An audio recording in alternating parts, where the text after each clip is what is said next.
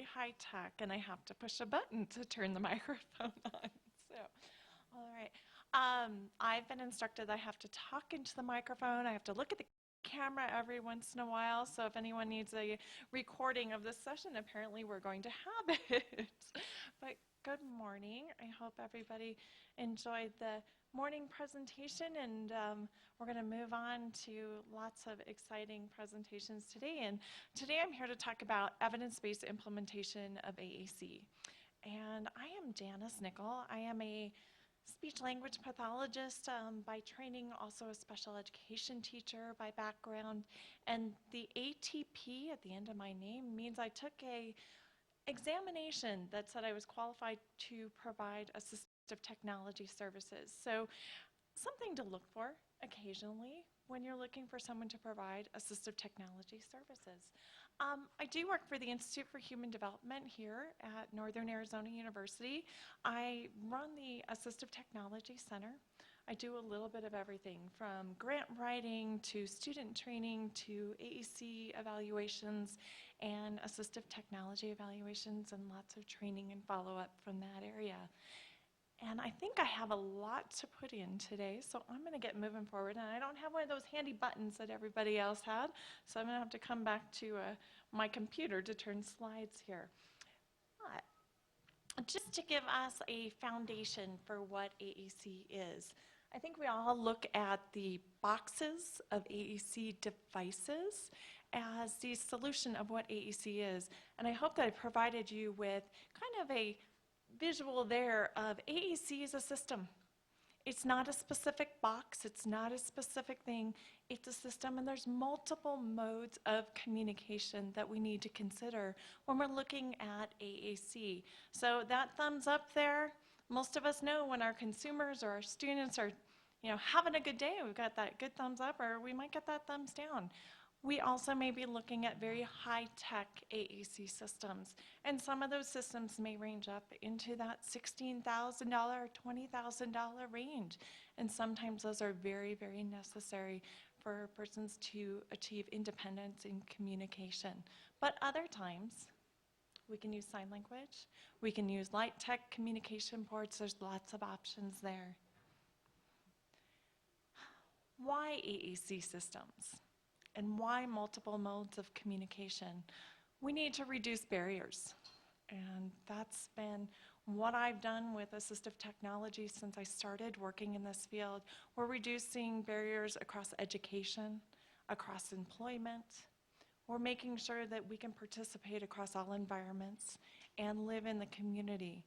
And without communication, we cannot make many of the decisions across all of those environments and activities. So why discuss implementation? I just do evaluations. A lot of times I am just doing evaluations, and I gotta tell you, it's very, very frustrating for me just to be on that side. But we're training a lot of students, and we're doing a lot of consultation on how to implement AAC, but we're still seeing very, very high rates of abandonment across AAC systems. And whether they're abandoned because it didn't work out well, or whether they're abandoned because the training and supports were not there, we need to be thinking about what is AAC implementation and what should we be doing. So thinking about how much training we need, and that we're dealing with very complex systems. And it's not that the box is necessarily complex, it's that communication is a very, very complex process. So we're going to look today at some of the evidence and evidence-based practices that we can consider specific to alternative and augmentative communication. And the areas of evidence that I have chosen today to look at are not complete. These are the pieces that I chose that we could talk about in 90 minutes, and I'm hoping we can talk about these in 90 minutes. And if there are further questions, please feel free to catch me during lunch and we can talk more about these. But we're going to start with a foundation on communication competencies.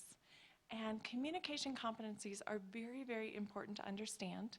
And in a conversation just a few minutes ago, a question came up of, what can we look for as evidence maybe in service plans, in IEPs, in documentation of services that are being provided to a consumer. And we can really focus in on those communication competencies. Are therapists, teachers, families working towards communication competence? And I'm going to go through that a little bit more in detail. Another area that needs to be touched on is professional training. And professional training is pretty significant in our field. We don't have the number of professionals we need with the foundation of AAC. I also want to talk about collaboration and teaming, partner training, and then the impact that AAC has on families and on consumers. And that's a pretty significant area also to consider. That said, this is not everything, but this is just a starting point to consider. Janis Light in 1989 did some publications on communication competencies, and she talked about linguistic, operational, social, and strategic competencies. And these are the things that we should be looking for. And there's been significant research done beyond her early publication there on those communication competencies. And I want to provide you with that foundation today and make sure you understand what those are. And I'm going to go through them quickly. And this PowerPoint is available online, I believe, with the conference materials. So you can go back to these. I do not want to do the complete slide reading today. But linguistic competence is an important step to consider here. Understanding language. I have to understand the directions that are provided to me. I have to understand how to use language. And I have to understand the language on my communication device. Some communication systems are just a single button. I hit a single message and I communicate that way. Other communication systems are full languages. And we often compare that to learning a second language system or learning Spanish or French. It can be that complex, and there's a lot of linguistic learning that's required. I really like a tool, and it is simply, at this point, a clinical tool called the Augmentative and Alternative Communication Profile. I can only say it's a clinical tool because the presentation of that tool is not research-based. There's not a lot of good evidence in this tool to say this is why we chose these items and put these items in this profile. However, at the same time, the tool is based on communication competencies, and many of the indicators in the profile are definitely in the evidence. It's just it wasn't presented too well. So if anybody needs a great project going through the AAC communication profile and adding the evidence in there, it would be a great activity, one of mine in many years. But I just want to mention some of the things that are listed in this tool specific to linguistic competencies. This is in no way all of the items, but just to give you some sampling across communication competencies. So responding to no, asking WH questions with an AAC system, and using conjunctions to join clauses. Those are those linguistic tools, these linguistic skills that we see when someone is highly successful in this communication competence area. So looking for these areas as evidence that a consumer is highly successful. We also have operational competence. And I think most of us think immediately that operational competence is, okay, I can turn the device on and I can turn the device off. It's not related as much to the box. Yes, we do have to have that basic competency, but we also have to know how to use multiple AAC system modes. So it's not just turning on and off a Dynavox or a Vantage. It's also knowing when to use the sign for more.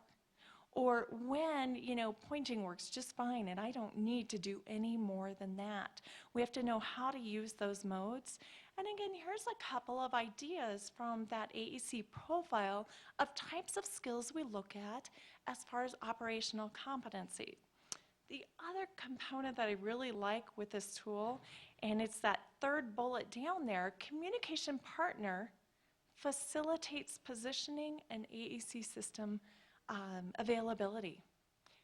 AAC competencies are not strictly something that the user does. They are also related to our communication partners, our support persons. So this profile definitely provides some input there in assessing what the communication partners are doing.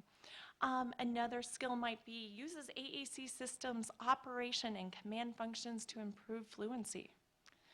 Well, I might want to pre-store a whole lecture in my AAC system so I could improve my fluency, the quickness in that I'm able to do that presentation. So those are some of those operational competencies that you might look at. Social competencies are very, very significant also.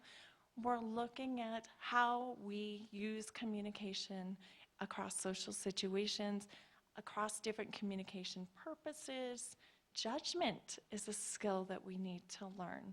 Do we use our judgment in having a conversation? Do we believe everything that we hear? Do we believe everything that we're saying? Those interpersonal relationships also. So some of those examples, again, maybe we just use natural behaviors for social interactions. Waving hi, waving goodbye, just those natural activities, or appropriately identifies and expresses opinions and intentions to others. A lot of times across AAC systems, the communication competencies we see are requesting food items, are requesting a specific toy. I hope that you're seeing through going through some of these communication competencies that we need to go well beyond requesting. It's not just requesting, it's about the whole picture of communication.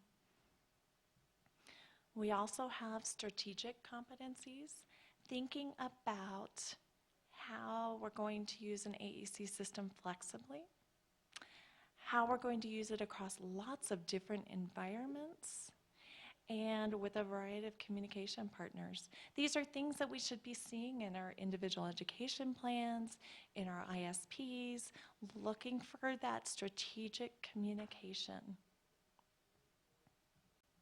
And again, here's just a few other ideas. And like I said, this tool is not exactly the evidence-based model, but it could be. And I love that the communication partner uses guided practice and scaffolding for increased communication effectiveness. What an incredible goal to see on an ISP or an IEP. While it's not directly related to the person using an AAC system, it is directly related to the supports that we need to provide to ensure communication competencies. Yes. Yes. Maybe for some folks, can you give an example of Scaffolding, scaffolding? absolutely. Scaffolding is providing some of those prompts, maybe a visual cue. For example, my favorite scaffolding at home is this sign right here, and I happen to have 2 boys. And this means you better say thank you, or you better say please. So I'm providing a step, a scaffold, going up the ladder, providing more independence for my children. But with an AAC system user, it might simply be providing a prompt verbally, but also just waiting. How many of you lately have silently in your head counted to 30, waiting for someone else to respond? Or do you pretty quickly, Tammy back there knows exactly what I'm talking about, and she's raising her pen just a little bit, providing scaffolding and supports, thinking through, I need to wait for that person and give them that opportunity to respond. And it's a really, really difficult skill.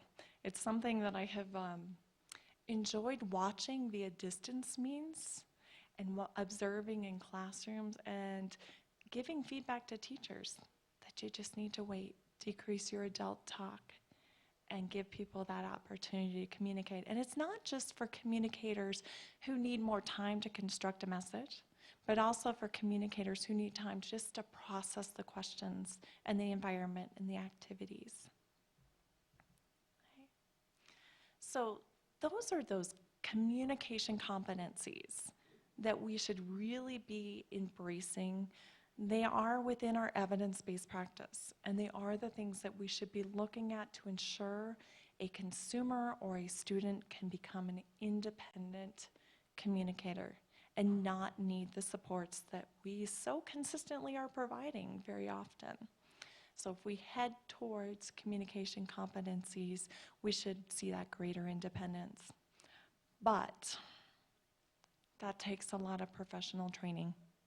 And that is where we are struggling. We have definitely seen across speech-language pathology that there are greater demands for AAC training.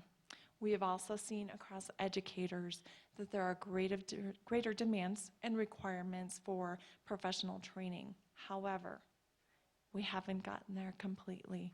We still have speech-language pathologists who graduate without ever using an AAC system, without ever getting more than a textbook reading of what AAC might be, maybe just 1 credit hour required in a program. So, that said, we have limited availability of AAC professionals. It is very, very difficult in the state of Arizona to identify speech-language pathologists, teachers, support persons who are familiar with AAC system practices. We have limited training for families, caregivers, and personnel. And I know there's a number of folks from DDD, and I see a number of educators in here also. And we need to ensure that we're providing those trainings and supports. And that last one there is professionals do not feel they have sufficient skills. The, let's see, ATIA, which is the Assistive Technology Industry Association, did a survey about 2 years ago. And speech-language pathologists identified that about 85% of them would agree with the statement that there are not enough AAC professionals who are speech-language pathologists to provide those supports. So obviously there's a reason we can't find speech-language pathologists and professionals to provide these services. We need to work forward in providing a lot of this training. But the other key component that we're finding in the research is it can't just be a textbook. That's great. You know, Buchelman and Miranda has a very rich AAC textbook that I use in the courses that I teach, and there's many other materials available. But the key across all professional development and across training is the opportunity to also implement those skills and being supported in that process.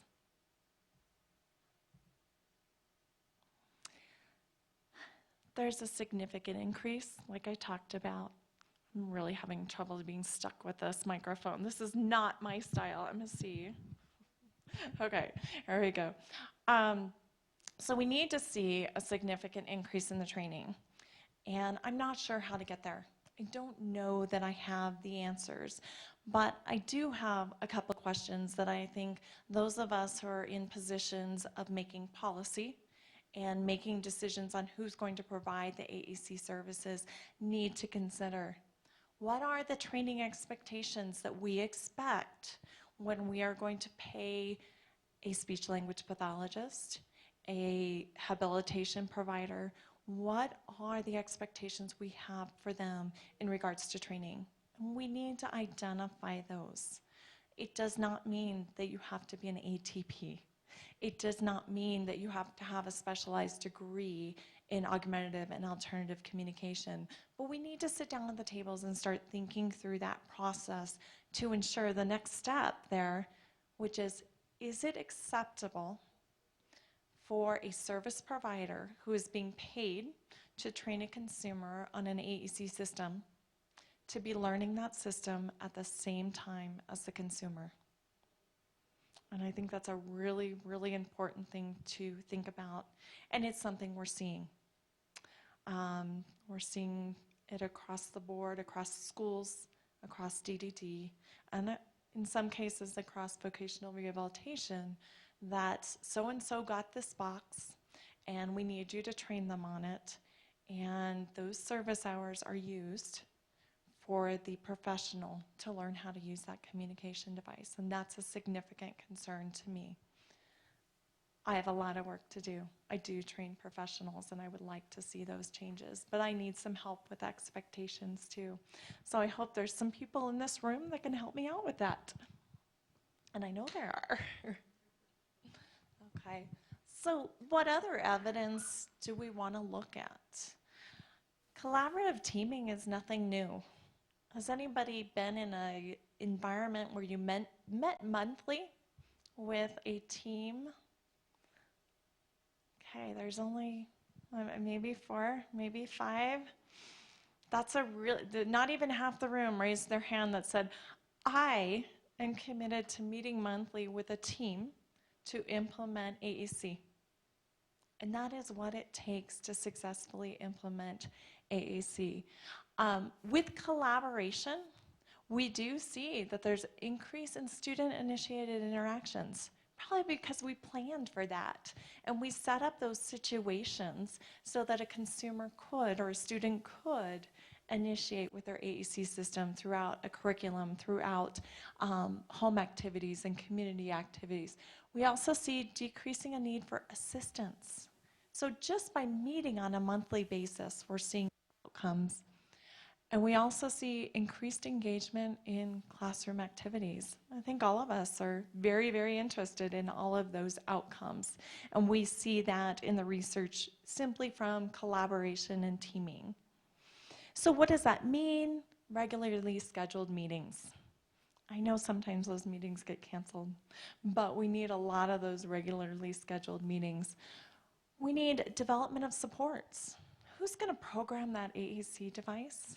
Whose responsibility is it? Okay, I'm a speech language pathologist, but you know what? I'm not there every day. It's not my consistent responsibility, but it is part of my role on a team. The other part we have is an accountability system. Anybody work in a district or in a system where you have a plan for who's accountable for that AAC system? So I see one nod. Okay. This information is not new. We all know that.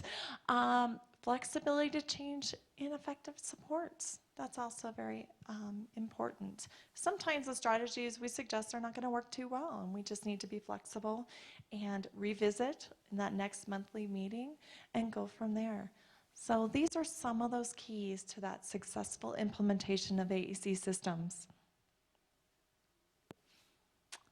I have been doing a lot of reading on communication partner training, and there are a number of researchers moving forward in this area, and I have really been following the work of, Jennifer Kent Walsh and Kathy Binger, who are doing some pretty significant research on communication partner training. Because it's great that I come once a week and see a consumer that's using an AAC device, but it's not great that the people that work with that consumer every single day don't necessarily have the skills to start implementing AAC. So we're going to talk a little about the RAP and the IMPACT program, and I would definitely suggest if you're looking for good evidence on communication partner training that you look at that IMPACT program. We're also going to talk briefly about naturalistic teaching and then some of the challenges of communication partner training across employment.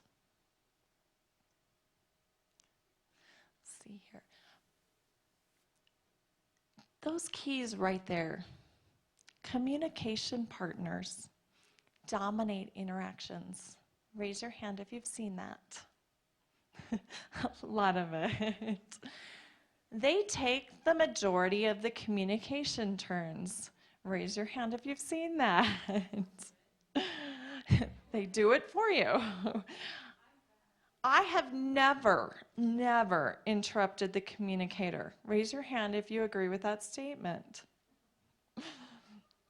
And they focus too much on the technology, the box, rather than the communication and the person. So some pretty good indicators there that we might need to be focusing on training communication partners. All of our therapies, all of our education shouldn't necessarily be dedicated to me sitting across from a consumer and teaching them how to use the box or teaching them how to communicate.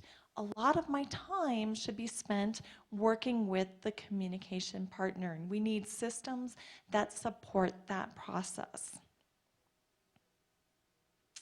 So, I briefly talked there about the RAP and impact, and here's the slide that talks about Kathy Binger and Jennifer Kent Walsh. And again, look at their materials, and there is a website that I will show in a little bit that you can go to and get more information. But most of all, it's the research that's being published that is very, very strong. And they're working towards facilitating communication skills, increasing expressive message rates, and this is what's coming out of their evidence. They have a solid evidence-based practice that they're implementing, and they're using just a simple, and really simple, 8-step protocol. Something that they started in the beginning of their research. It would take about 2 hours to train a communication partner on how to implement an AAC system in a very small piece. We're not talking about how to implement it across the whole school day. We're talking about in a very small piece of communication throughout the day. And they've got it down to about 30, 45 minutes of training for a communication partner. They're also using RAP, which is a reading intervention, using AAC systems in reading. So if we're talking about children, young adults, adults who are not literate, and are interested in learning more about reading, I would look at the RAP. They've got some great evidence on, first I read the text, so I'm the communication partner, and I provide a 2-symbol model. Anyone in here use your consumers' communication devices to model? It's a couple, just a couple of you. It's a really, really good practice. Question? Mm-hmm. I would do RAP and then Binger and Kent Walsh. Mm-hmm. Binger, B-I-N-G-E-R. So first we read the text, we provide a model with the consumer's AAC device, or if you have two, hey, use a secondary device and model on that secondary device. Then I ask a WH question and I answer it with the communication device. I'm the communication partner. I'm going to model the whole process. Then I answer my WH question, again, modeling that process, and then provide a brief prompt for the student or the consumer to use their communication device to go through that similar process, so modeling that step. And a lot of that research that Binger and Kent Walsh have done on training communication partners has been specific in literacy. But, yes?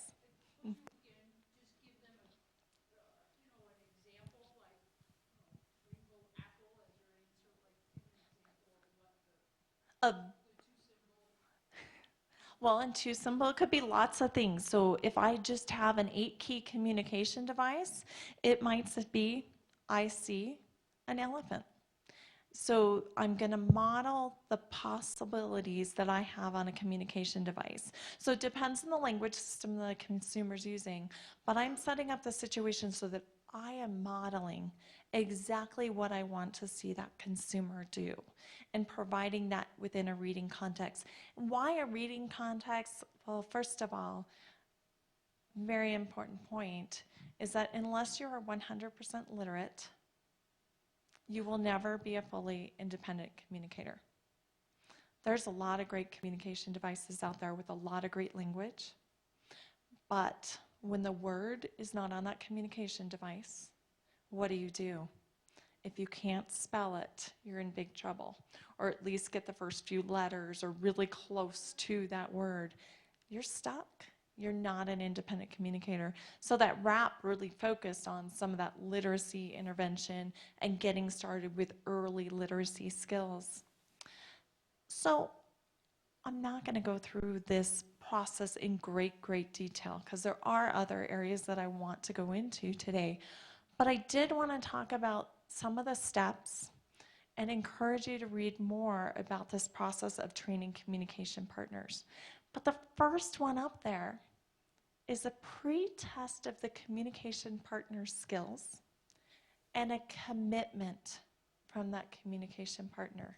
Anybody ever spend a lot of time training a communication partner and they really weren't committed to ever using that AAC device? So that early commitment to use and implement by that communication partner. Then we're going to describe the strategy. So my strategy might be the RAP, using the reading process there, and I'm going to describe that to the communication partner, not too difficult, but then I'm going to demonstrate it. I'm going to show them exactly what I want that communication partner to do, and I'm going to have a communication device there. I may not have the consumer there, but I'm going to have a communication device there, and I'm going to model exactly what it is that I want that communication partner to do. Then we're going to practice it. We're going to do it verbally, just practice each step of that strategy out loud. Feels kind of weird to be sitting in a room with another person and practicing AAC strategies, but we're going to do it because we want that communication partner to have those skills and the competencies there. Then we're going to do a very controlled practice feedback. We're going to provide opportunities for the communication partner to just practice that skill and get feedback from me who's providing that training. Then we're going to provide advanced practice and feedback. I'm going to expect higher levels of independence. And again, 30 to 45 minutes. We're not talking about weeks of training, but also we're talking about a very small skill. So just in book reading. Or maybe it's just in a math class. And what are those skills that I want to target for communication in just that math class or activity? Well, then, it's a lot like academics. I'm going to provide that post-test. I want to see if you can really, really do this. But lastly, I want to make sure you're committed. Can you do this? Are you committed to using the strategy long term? And then we're going to generalize. We're going to go out and do this. The research that they have done is across about 10 research studies using a wide variety of families, paraprofessionals, and consumers using AAC device. Their consistency is about 100% in, and I'm going to say probably 95 to 100% in the implementation. So the communication partners following this process are implementing the exact steps between 95 and 100%, following about 30 to 45 minutes of training. We can do that. We can do that. Some of the questions that I'm looking for is, what happens after this training? Does the communication partner start to generalize it to other settings and other activities? And that was actually one of the feedbacks that the researchers received is, what do I do next? How do I do those next steps? So some people are going to be able to generalize that across different communication situations, and others are going to need, the additional training and the additional specific activities. But this is a way to get started. It's definitely within the evidence. And again, this is a website that has a handout from them. Those of you, any speech language pathologists in here? Just a couple. Okay, if you follow Division 12 and the last publication that they put out had an excellent article on this process. So, great. I learned how to use AAC, very specific in one situation, and we've got an opportunity to use that impact program. But we also want to look at some other possibilities. What else is in our evidence? So we've got naturalistic teaching. This is probably one of my favorite things to do. I love to play. And when I was a preschool teacher, it was great. It was really easy to use these strategies. It gets a little bit more difficult as consumers get older, but think about play as opportunities to engage and use an AAC system. Don't leave that AAC system sitting on the shelf while it's charging, or we don't consistently use it all day long, and those become some of the issues. We need to notice and respond to communication. It's amazing when I have the opportunity to go into a classroom or observe a family, how much communication is missed. So we do need to stop and notice. Look at what's happening in those environments and start responding to that communication.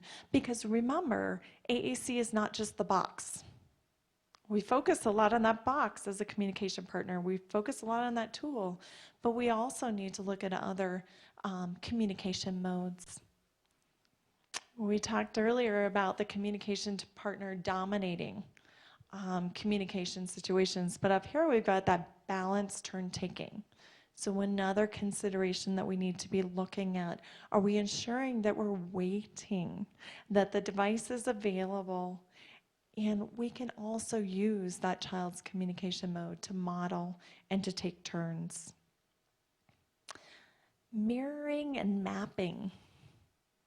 A lot of us have had young children or have young children, and we mirror a lot of what they do. We say ba ba ba when they say ba ba ba. Think about mirroring, imitating a child's language, imitating their signs, their gestures, and then taking that to the next level, model and expand communication. So we want to model what we expect from a consumer who's using multiple AAC modes, and we also want to expand. So we can add a word. We might add an article into there, an a or a the. We might add a few extra words into that communication situation. And so these are things that we can be looking at for good practices. And then the other big one, environmental arrangement. And this can be really, really difficult, especially for those of us coming into environments that are not our own and making some of these suggestions. But we really, really want to make sure we put together an environment that is all about communication. So we have assistance available. We have lots of choices available. Choices is really difficult to set up.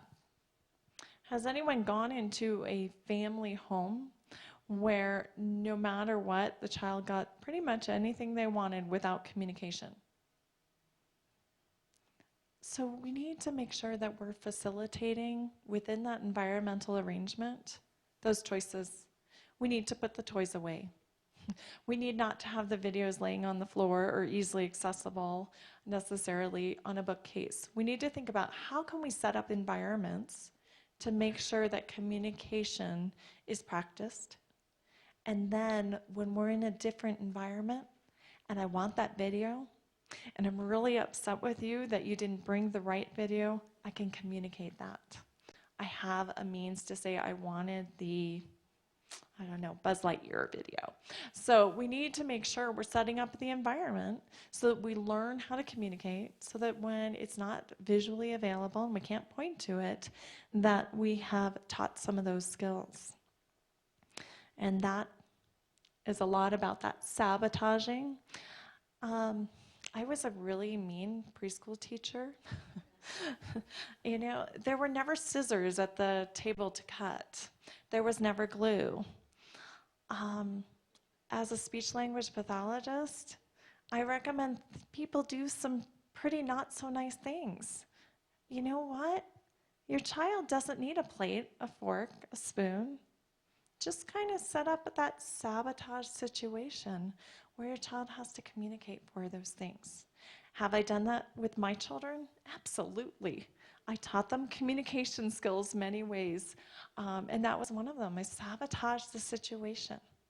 I call myself the mean therapist, but in the end, I hope that not so nice therapist set up a situation for learning communication and having great outcomes. And there's another really mean therapist back there, and these two ladies can attest to it.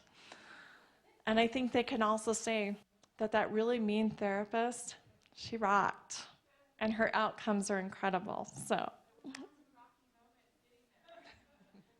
there are. I wish, you know, AAC was the easiest thing to do in the world, but it's one of the hardest things to do. Communication is so, so difficult, and when it doesn't come naturally, We have to set up a lot of situations to ensure that it does come along and create opportunities for great independence. We also need to look at things like, and I'm guilty of this, do you want a piece of toast? I just gave you the opportunity to say yes or no. I didn't give you the opportunity to say what you wanted for breakfast. I didn't ask that open-ended question. So, if you're looking for indicators and ISPs or IEPs of great strategies, here's one. Responding to open-ended questions. Choice questions. Really giving people an opportunity. So I know what's out there for breakfast, and I probably know what my consumers are interested in eating. But you know what? It doesn't matter that I know that or think I know that. It matters that I give them all the options. So there was strawberry, cantaloupe, raspberry, bagels. I think there were cheese Danish, maybe cherry, strawberry. I want to make sure I give all those possible answers or all those possible choices so that my consumer can answer with their choice, not my choice. I love the old Buchelman and Miranda textbook. In the very beginning of that book, it had a number of stories about consumers who forever their family fed them one food or dressed them in a specific color. And when they finally had communication independence, I hate potatoes and I hate the color pink. And that's the only choice you gave me for all of these years. So keep that in the back of your mind. Making sure that we have AAC systems available. Begin with a request and end with expansion. We want to expand that language. Least to most supports. It's really hard to do. We don't think it's very difficult to do. Okay, I'm going to provide the least amount of support. What is the least amount of support when using an AAC system? Anybody uncomfortable with the silence? I'm using the least amount of support by sitting here and just waiting. It's one of those strategies we don't use very often, but sometimes we just have to wait. That would certainly be something that I would love to see in ISPs and IEPs as strategies. Just waiting, giving that opportunity.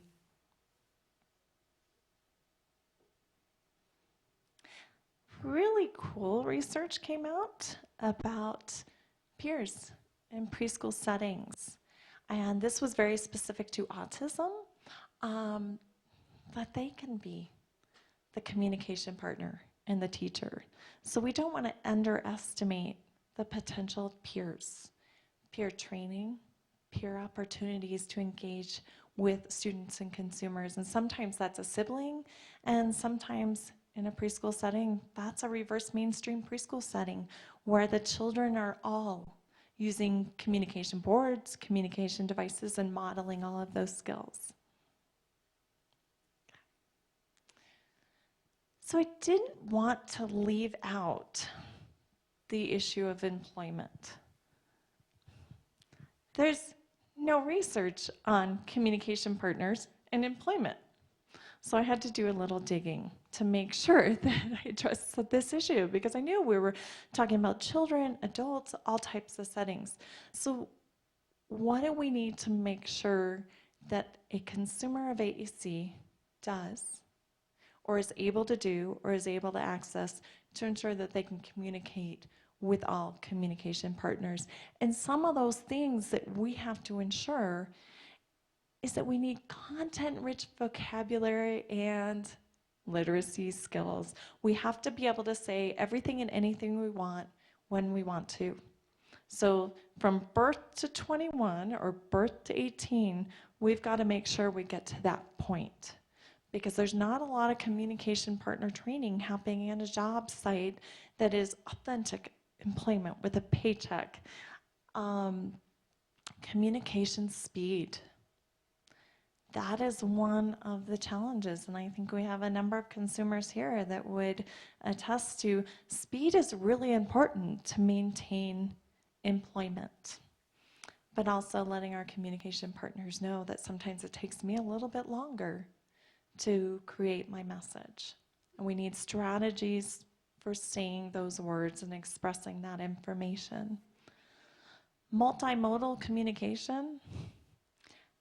If a simple yes or a nod of the head will work in an employment setting, is it wrong not to use your communication device? No. We need to use all those modes of communication. But again, from that birth to 18 or 21, we need to teach those multimodal communication strategies so that we have consumers who can go out and actively pursue employment and be successful in maintaining employment. Mixture of formal and informal communication. This is a really, really difficult thing. In school settings, there's how we talk with our peers, and there's how we talk with adults and teachers and instructors, and we have to code switch between how we speak in different settings, and that is something that is taught and learned, and we need to provide opportunities there too. And then communicating with familiar and unfamiliar communication partners. There's different types of communication that happens across both of those.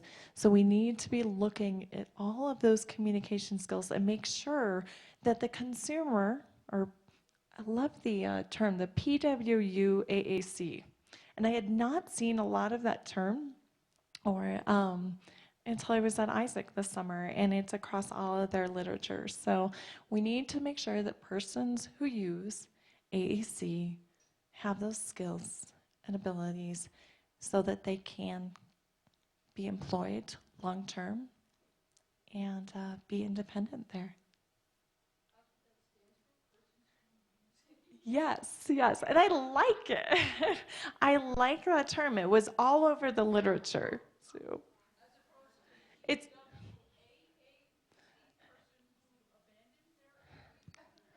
Sulihu, behave. That will be edited out of this video. No, it's very true, and it's a significant concern. All of the things that we're talking about today, if well implemented, should decrease some of that abandonment. But it will never decrease all the abandonment. And if you've ever done a review of literature on abandonment, just know that there's no consistent definition of abandonment. So, if I used a Tech Talk, an 8-key communication device, and then my skills really improved, and I moved up to a dynamic display device, I abandoned that 8-key device. So the literature is considering any type of abandonment. There's no good definitions, so we have a lot of work to do there too. That said, there are very high rates of abandonment across AAC and assistive technology. I'm going to shift a little bit because I've kind of been talking about things we do to people and the expectations of what we want to see and what we want to do specific to AAC implementation. But we really need to understand a lot of other areas, and one of those areas is the roles of the consumer and the family in AAC. And this is really significant because abandonment has a lot to do with the consumer, families, support. We're asking them to do a lot on top of already doing a lot. I think about the medical appointments the children have to go to, and then the IEP meetings, and then the ISP meetings, and then the therapy for speech, and the therapy for OT, and this therapy for PT, and somewhere in there, I'm expected to play, I'm expected to do homework, and I could keep going and keep going. There are so many burdens for a family and a consumer with a disability. And those burdens are a lot of those therapies to gain independence. But we need to look at those. As soon as I add the next level on there, that AAC device, there's a lot of new roles. That first one is interpreter. Okay, I expect you to use AAC systems, sign language, gestures, eye gaze in your box every single day. And I expect my families to interpret that. That's a lot of work to add on. Oh, and by the way, this box takes about 6 hours to program a week on top of speech, PT, OT, and everything else. It frustrates me when families are not successful in implementing AAC, very much so. And I need to go back to this often and think through what I've asked a family to do. Because when I make an $8,000 device recommendation, I need to think about this, and I need to make sure that the supports are in place for all of those new responsibilities. And I don't think we consider it enough. Yeah.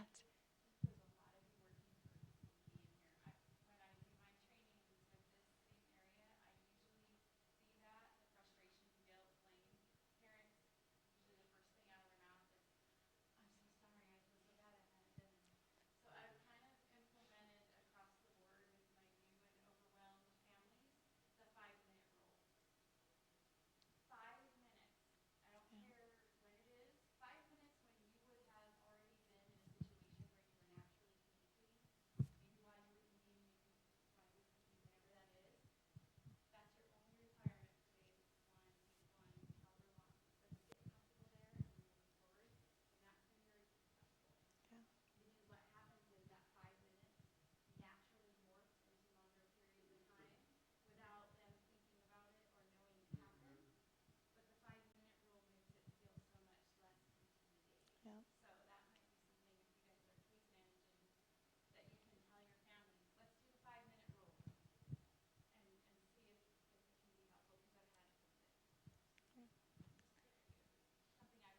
Yeah.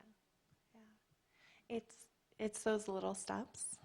And so we get the frustration, the guilt, the blame. We've got financial pressures, lack of support services, and those all contribute to abandonment. So let's go backwards a little bit. Let's go to the 5-minute rule, because it's a great way to start, just 5 minutes. So what do we do in those 5 minutes? And what should we be focusing on? One of the first things that we should be focusing on is communication competence. Going back to each of those areas and thinking, okay, what is one small piece of social competence that I can work on today? What is one small piece of operational competence? Looking at all those competency levels and starting to consider, where do I go and where do I start? How do you start? Well, so we've got all those competencies. We talked then about collaborative teaming. So how do I pick my social competencies or my operational competencies or the things that I'm going to do in 5 minutes? And that goes right back to that teaming. Once we have the effective teaming, we're meeting on a monthly basis, the whole team's there, we can start taking those small parts and pieces and putting them together. Then we can plan on which communication partners need that training. And then we start to see some of those successful outcomes. But it's not simply, and guilty, making a recommendation for a communication device and expecting that when the family gets that box, they open it and it instantly works.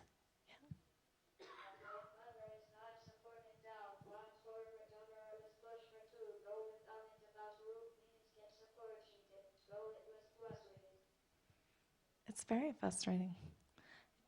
And I think I've heard many stories about a lot of frustrations.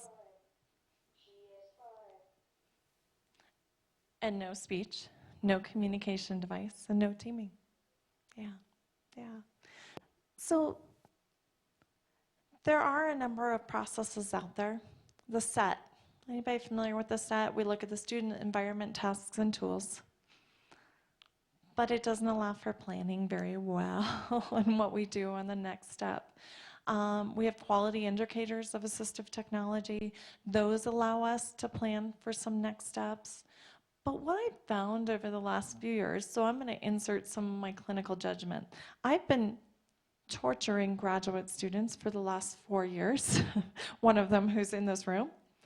And one of the means of torturing them has included forcing them to write implementation plans across assistive technology. It was not just AAC, but for some students that was really their focus.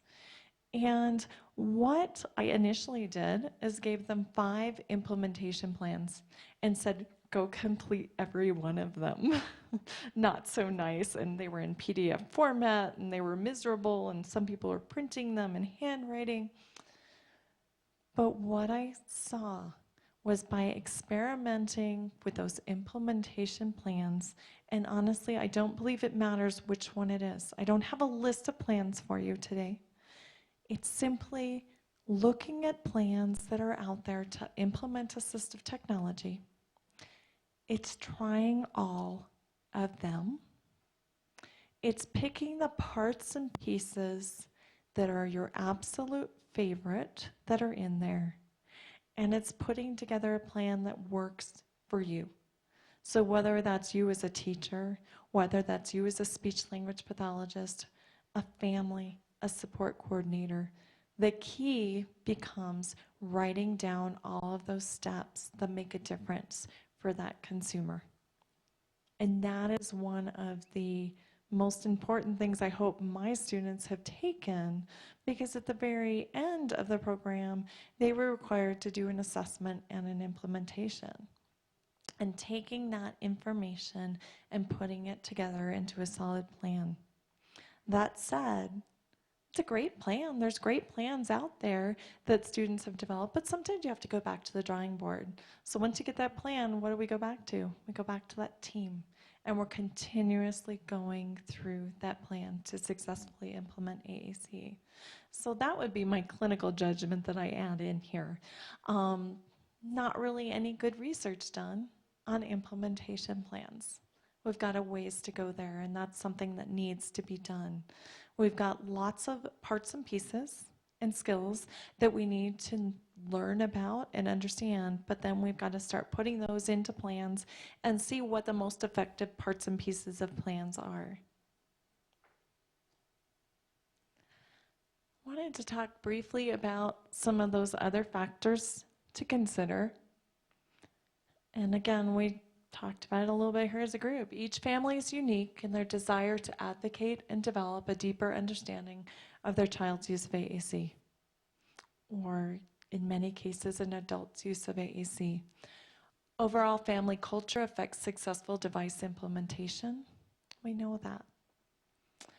And we need to discuss factors openly with families and develop shared understanding of expectations. And that, again, comes back to that planning component.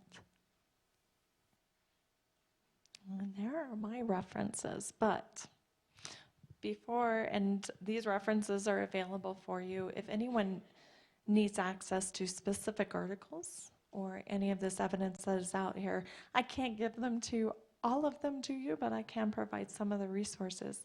But I want to transition quickly here. Let's see. To a reason why implementation is so important. And another speech language pathologist a couple of days ago showed me this video, and I'd like to share it with you.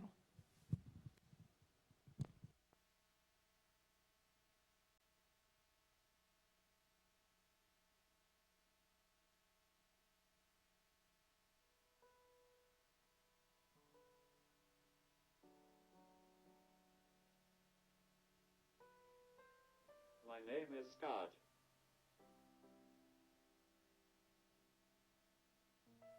I am turning 30 next month.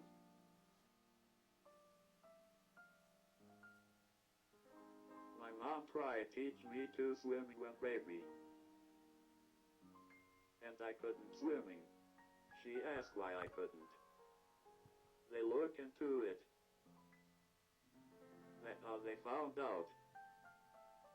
And they asked if she wants to put me in a home. She said hell no. My disability is called PC.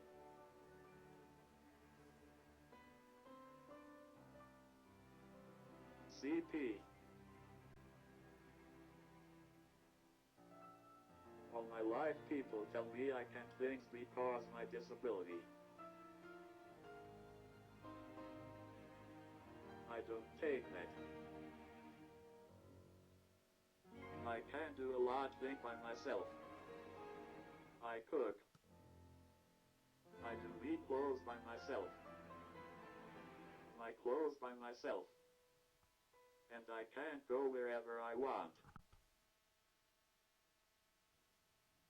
If you have disability, you want to do something, do it.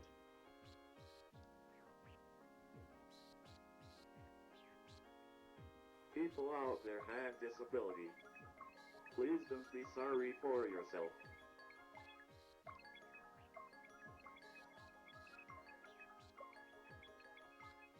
If you can do it in one try, trying. Keep trying.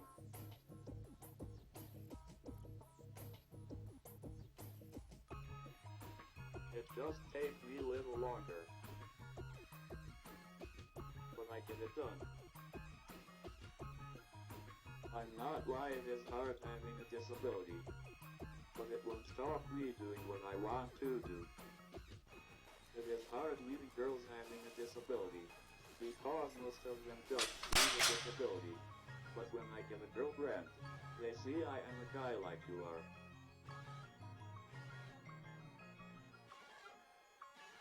I hope they do.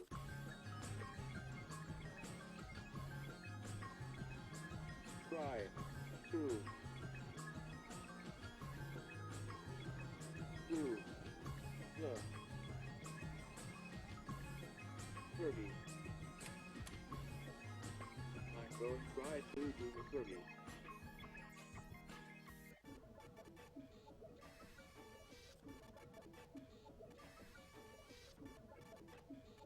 I would be like a vegetable. You can't see me now. You know that is bullshit. I couldn't be like I am now. If it may sure. If it was true.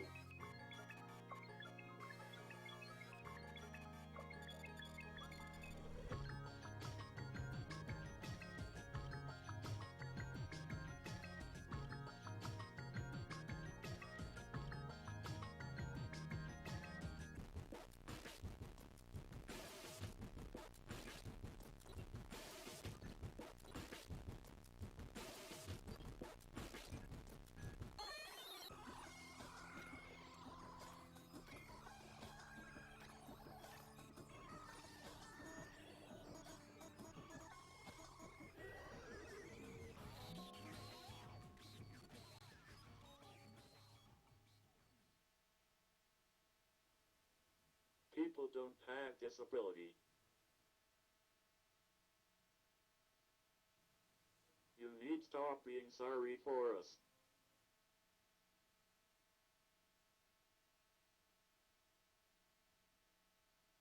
And don't help us.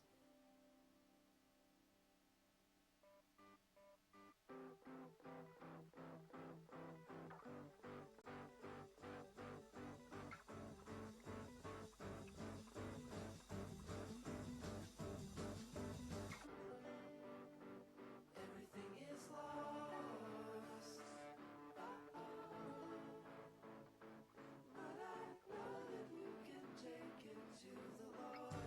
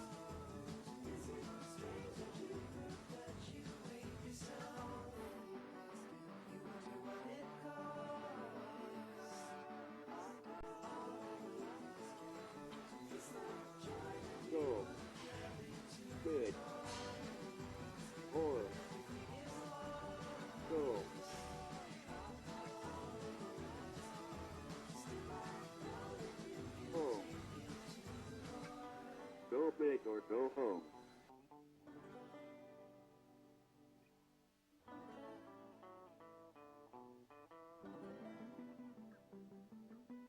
all that he has given to the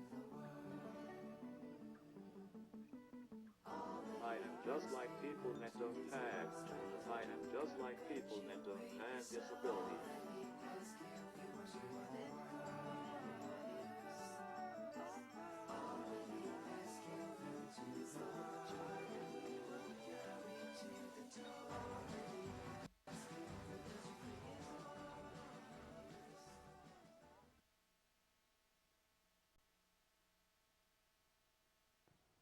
So why talk about implementation?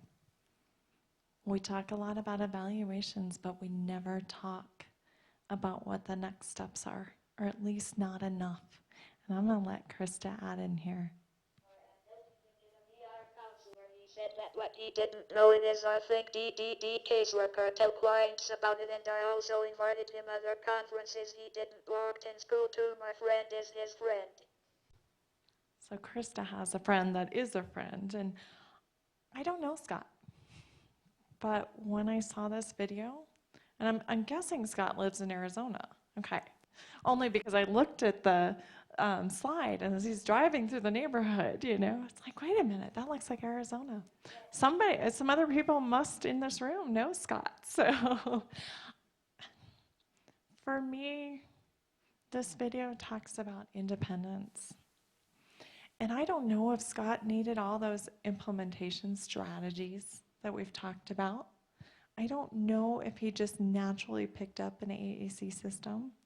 But what I do know is that he's not using communication devices just to make requests. He didn't ask people to get the weights for him. He didn't ask someone to take him to the gym.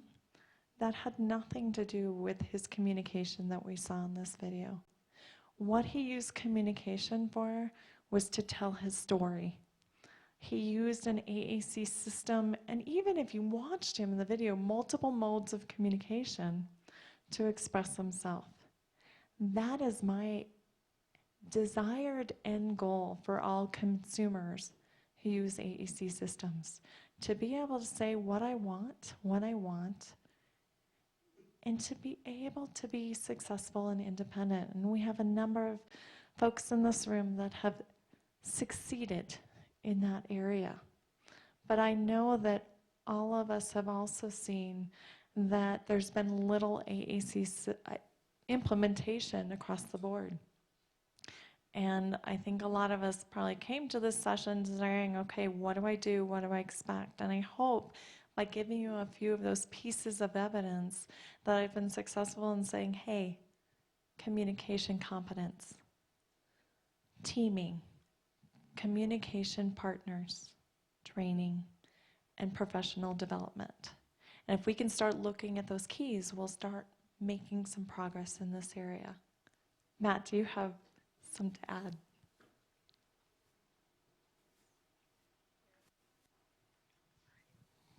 It is very interesting because I think because I teach the disability studies, because I teach disability studies here at NAU,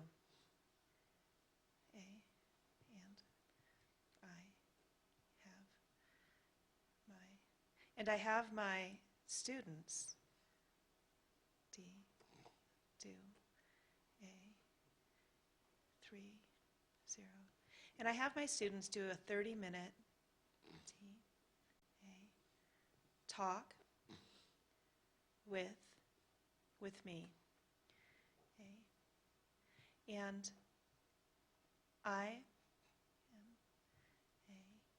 I make them read my board.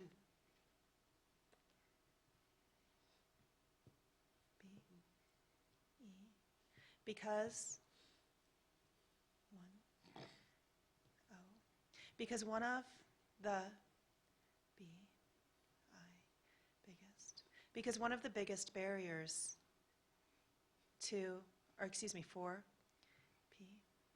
for people with speech disabilities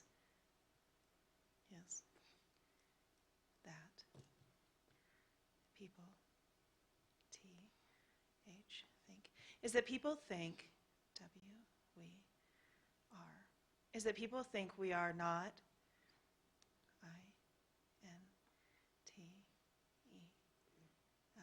is that people think we are not intelligent. And for C, HIL, for children with speech disabilities, they know how other people look. They know how other people look at them. So it is vital. So it is vital that they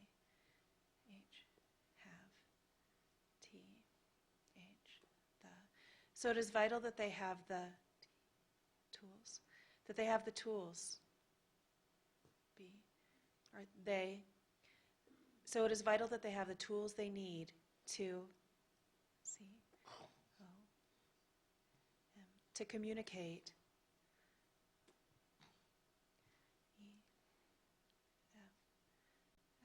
effectively.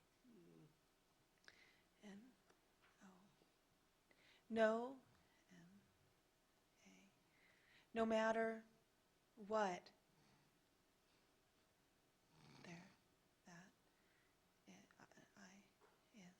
no matter what that is, they need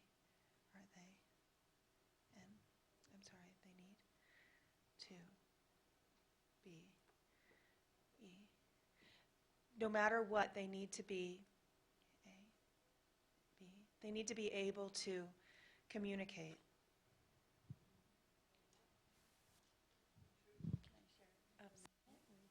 Okay, so kind of to piggyback on that, I'll share with you a really recent and really real story. And this, you guys might want to be kind of paying attention. I know you guys are maybe the consistent when sometimes kids move around, but we had a young man with a really good, strong, supportive team.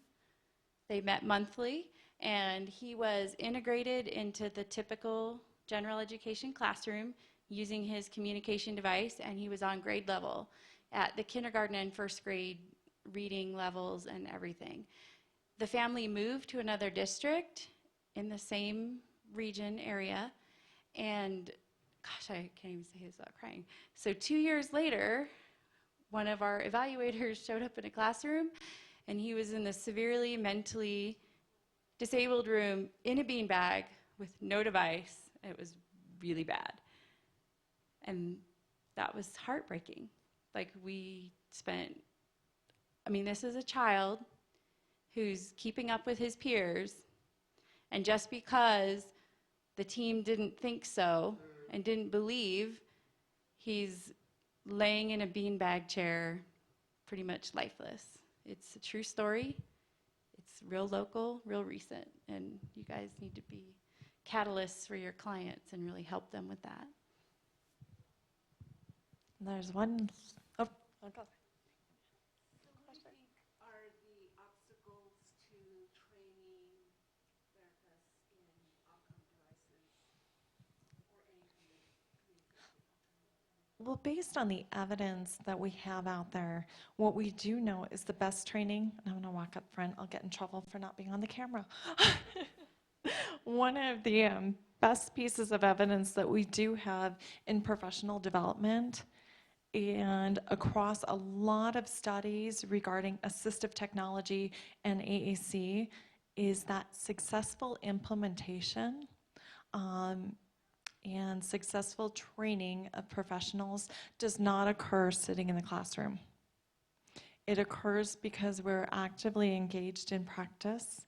So my students, who I thoroughly tortured, had 3 field works in assistive technology. 2 1-credit field works, 45 hours each, and then a 2-credit capstone to develop their knowledge and skill and demonstrate it. So we need to ensure that not only is somebody taking a 1-credit, 2-credit, 3-credit course, but that they're getting the active practice. And I'm going to put somebody else on the spot in this room because she had some AAC training in her speech language pathology program, but I don't think she had a lot of experience in practice. And one of the ways that Leslie has become an expert in providing AAC services and AAC evaluations is we convinced her to train with our team. Was it for a full year? I think it might have just been a semester. She took our AAC course and she trained with our team. She did evaluations with our team. She was also working with consumers to implement AAC. So it's not just the small piece of, I can read a textbook, I can read a lot of research. It is a big piece of ensuring that there is some type of practicum. And it's tough to come by. It's very, very tough to come by a speech language pathologist, OTPT, and even teachers who get the opportunity to practice in that area. I was probably one of the luckiest teachers. My student teaching placement was in a, unfortunately, self-contained classroom that did a lot of inclusion. But every one of my students used AAC systems, so I got that active practice, and that wasn't the end for me. I kept pursuing knowledge and skills in that area. But we've got to get through just the training piece and find a way to ensure that those who we're employing to provide implementation in AAC also have experienced that, because I've learned from Krista. I've learned from Matt. Krista and I did camp together. She wasn't a camp participant. She was working with me, and she taught me a lot one summer. Matt has taught me a lot. And it's just that continued learning process. Yes. I was in low maintaining a year now. I just graduated from College and I'm going looking for a school for special education, university, and the technology. Success. Bad speech pathologists right there. No, not bad. Mean.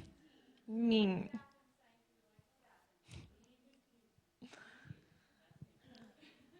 So, from the DDD perspective and considering who we are hiring or providing authorizations to provide AAC services, there's a lot of things to consider, but one, that they do have some of that textbook knowledge. And number 2, that we can look at a speech language pathologist's transcripts.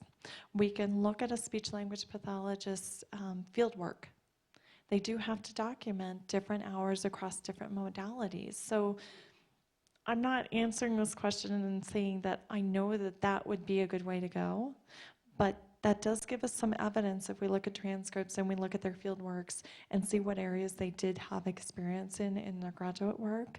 That might help. Also, how many trainings have folks attended?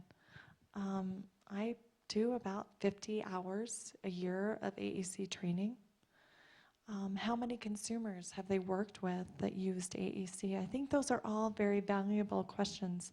They're coming more from clinical judgment than from the evidence. I don't think we have solid evidence that says, because I've had all this training and because I have all this experience, that I would be the best person.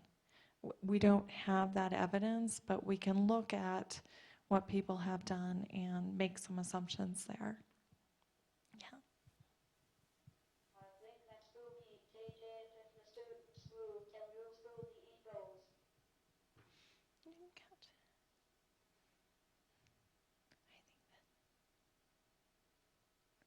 I gotcha. Krista has a really good point. And it piggybacks on what Tammy said, is that a lot of times students do transfer from one district to another. The district needs to take the IEP goals from one school and implement them in the next. And that should be happening, but that's an important piece in the continuity of providing education. There's a lot of policymakers in here. Other questions or conversation that we can have? Well, I was just curious, when you said earlier about providers learning the device along with the member that's gotten the device. Right. When, from a DPD perspective, when a speech pathologist comes on board, everyone kind of just says, well, they're the professional, they know what they're doing, and we kind of get intimidated by that, so whatever goes, goes. So how can I empower my staff to ensure that that's not, or to identify those things, or Right. make sure that they're following that? Is- That's the fact. Right. We have a good model for the AEC evaluation program. My staff has to have 25 hours of AEC training and professional development throughout the year.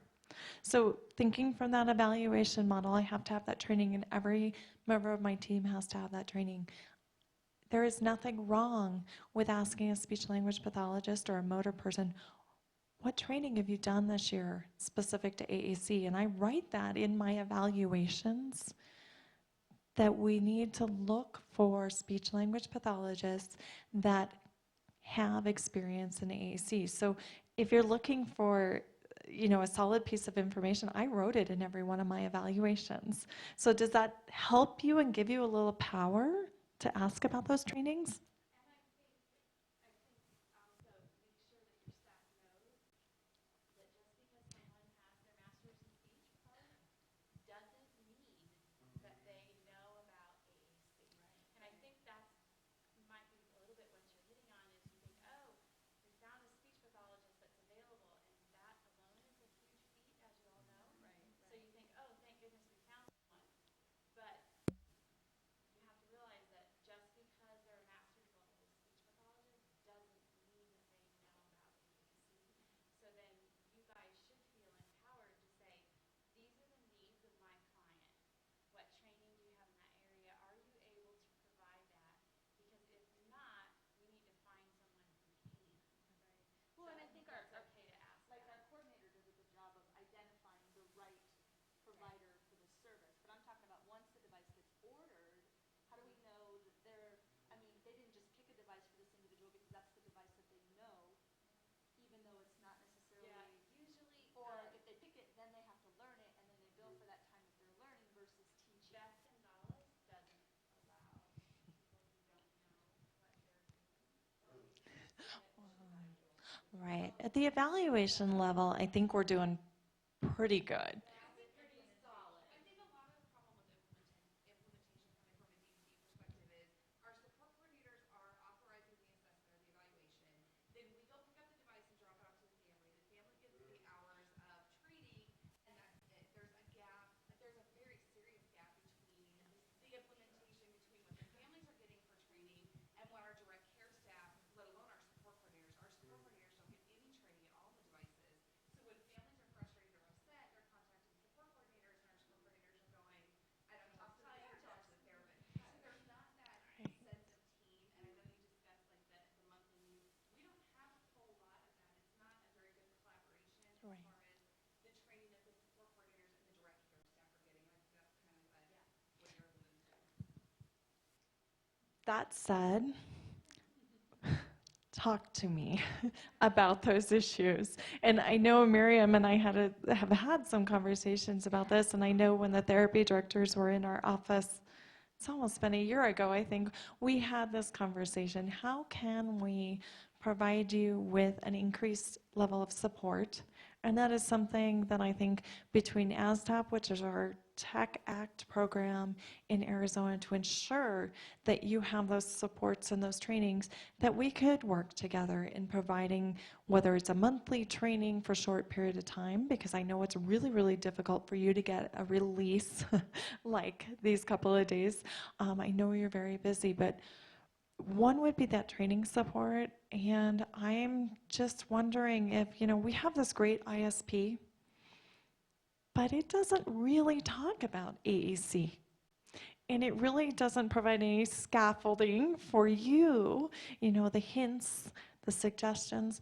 Maybe it is time to look at how can we create a document, a very flexible document that would let you plan with your families for how they're going to start with AAC and how it's going to be implemented.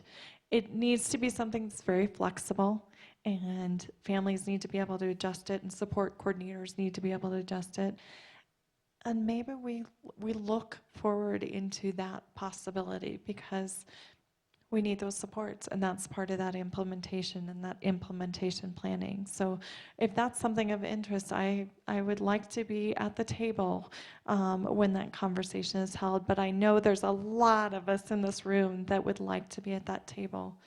Sue? There's a chicken and an egg thing. What you showed about communication partners is essential, and the therapists, the haptics, the rehab techs in VR, because I'm with VR, but we serve a lot of DD clients. RSA serves under independent living and VR many DD clients. The scariest person and the most person I have a lot of respect for was a group home staff person who said that every night she plugged in 5 different outcome devices, was the key language programmer for all the 5 different devices, all different language systems, and one person in the group home had verbal skills.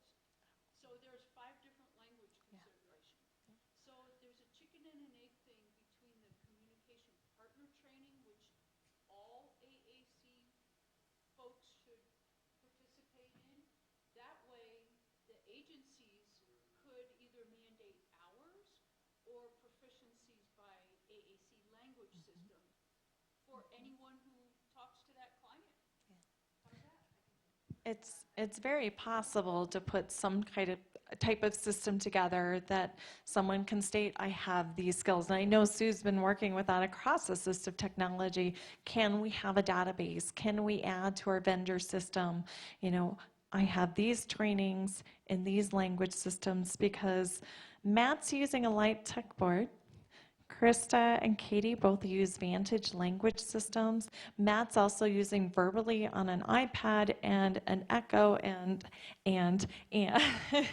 Matt is the king of using multiple modes of communication, and he picks which ones for which situations and which communication partners. But there are so many other systems. We're kind of dominated in here, I think, a little bit by PRC products. There's nothing wrong with that. But there also are other language systems. So if we did have some type of database indication across therapists, there's another thing that we just kind of breezed over. Matt has this really cool mount on his wheelchair, and I think that's another challenge. We also need to understand what occupational therapists and physical therapists are qualified, knowledgeable, skilled in mounting AAC devices to wheelchairs. Because we go out and the family says, well, we didn't use that thing, that box, because it never got mounted.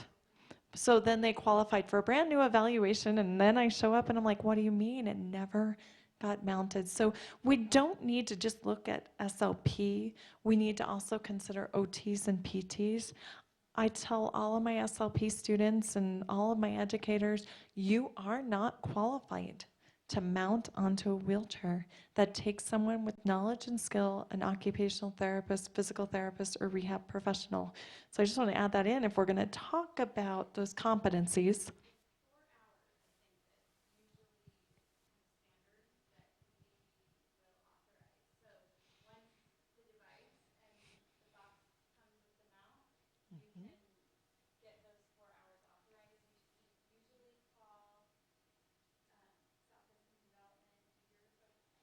We will. We absolutely will. Right.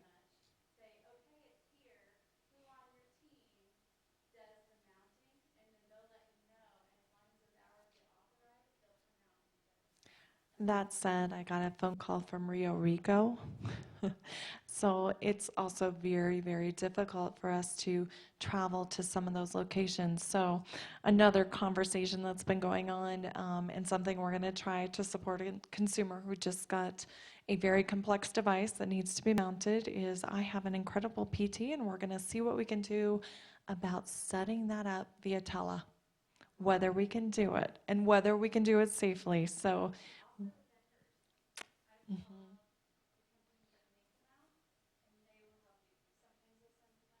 Yeah. Right. But one of the keys also is to make sure that a motor person has taken a look at that. Because anytime you add something onto a wheelchair, you can alter many, many of the warranties on that wheelchair. So, it's a whole nother piece that I think we can't ignore and we can't forget about. It's not just the device. Yeah. I just have a quick comment. I work in it for DV and quality assurance, and a lot of this is kind of new to me, but really fascinating. And it's very exciting to see the success stories and how things operate. One of the things that I've noticed several times I've seen where group home staff have gotten frustrated, or a lot of the things that you mentioned as to why it gets abandoned. And the issue recently just came up on one that was supposed to be mounted on a wheelchair that wasn't. So I think a lot of times the staff will make an excuse it's not used, but that sometimes does not get communicated as what the barriers are. And so this has been really helpful for us to take into consideration when we find out about those occurrences. Right. And I will talk about a number of the barriers this afternoon, so that may be of interest. For some of you have looked at the title for my conversation this afternoon, which will be another conversation. This is awesome. I'll talk as long until lunch about some of these issues as you want to. But this afternoon, the title, I believe, is the selection of mobile AAC devices, so iPad, Android. But really, it's that process of evaluation and looking at all those barriers and facilitators of communication that we'll talk about. I could probably project. All right. Made a comment some time ago, and I correct me if I misremember because I will. But just to really keep in mind, and for the professionals, a lot of times when people have limited expertise with AAC and they've met someone with AAC, Matthew really reminds them of that person. So this would be the perfect system, and that it really is individuals with disabilities. When you're working with an individual, you really need to meet the individual's needs. There's no applications across the board necessarily.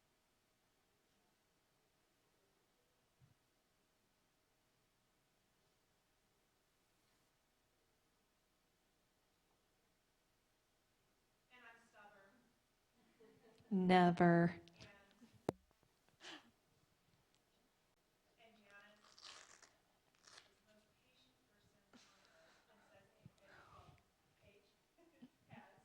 person on earth, and says, H has, and Janis has S, A, has said,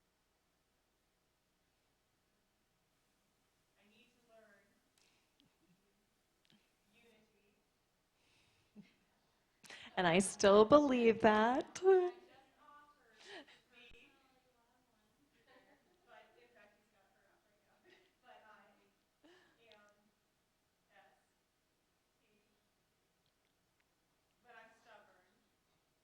It is C, A, O, being a N.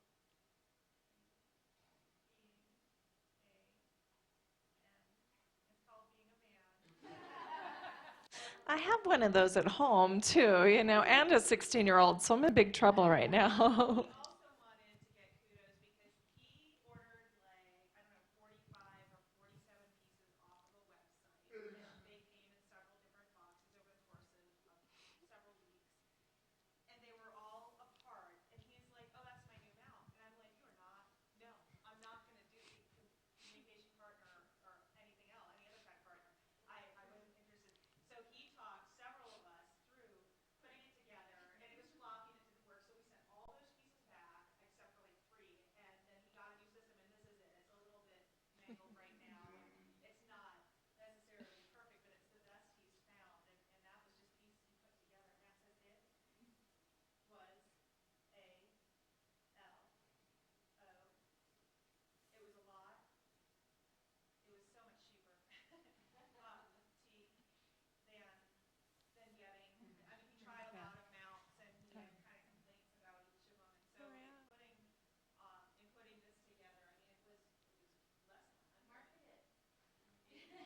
And it's holding a lighter device, so there's a lot more flexibility. The lighter things get, the easier.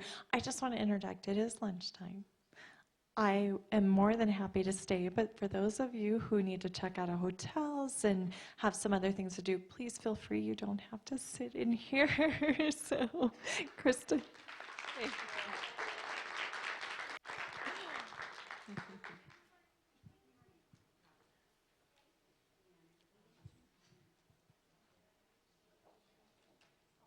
Because my mentor Caroline yelled to school, I was follow the AAC user. Oh, oh. No? Okay.